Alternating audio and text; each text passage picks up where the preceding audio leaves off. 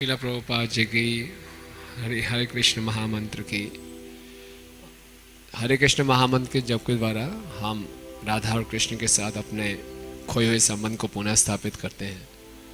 तो कैसे वर्तमान स्थिति में जब हम संबंध को भूले हुए हैं और उस स्थिति को कैसे प्राप्त करें जहां हम संबंध स्थापित कर सकें, तो इसके लिए अगर हम कुछ सिद्धांतों का पालन करेंगे तो हमें सहायता मिल सकती है। तो संबंध स्थापित करने के लिए सबसे पहले जो अभी हम विमुख स्थिति में हैं, सबसे पहले हमें एक कनेक्शन बनाना पड़ेगा।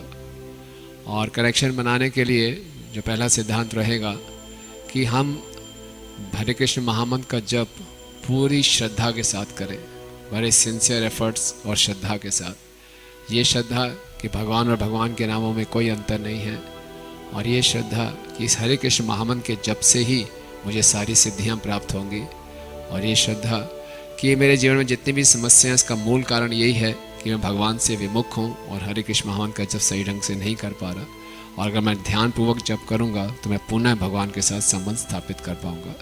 तो ऐसे हम सिंसियर एफर्ट्स करेंगे और ये श्रद्धा के साथ करेंगे तो हम भगवान का ध्यान अपने प्रति आकर्षित कर पाएंगे।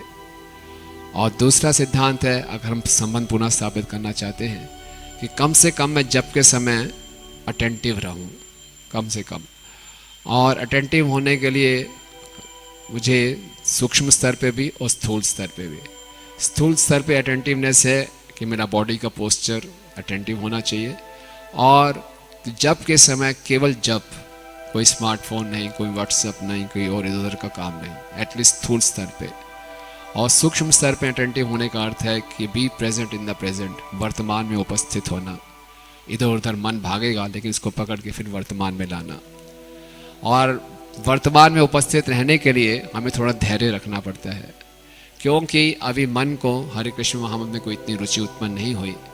तो जैसे हम हरे कृष्ण महामंत्र का जप करते हैं और मन बिल्कुल उदासीन है, उसको शुष्क लगता है, तो मन उन परिस्थितियों की तरफ भागता है जहाँ उसको कुछ सुखद या दुखद अनुभव होते हैं। तो इस समय अगर हम थोड़ा धैर्य रखेंगे और ये विश्वास रखेंगे, श्रद्धा रखेंगे कि हरे कृष्ण महामंत्र से ही मुझे सारा आनंद प्राप्त होगा, तो थोड़े धैर्य की आवश्यकता है।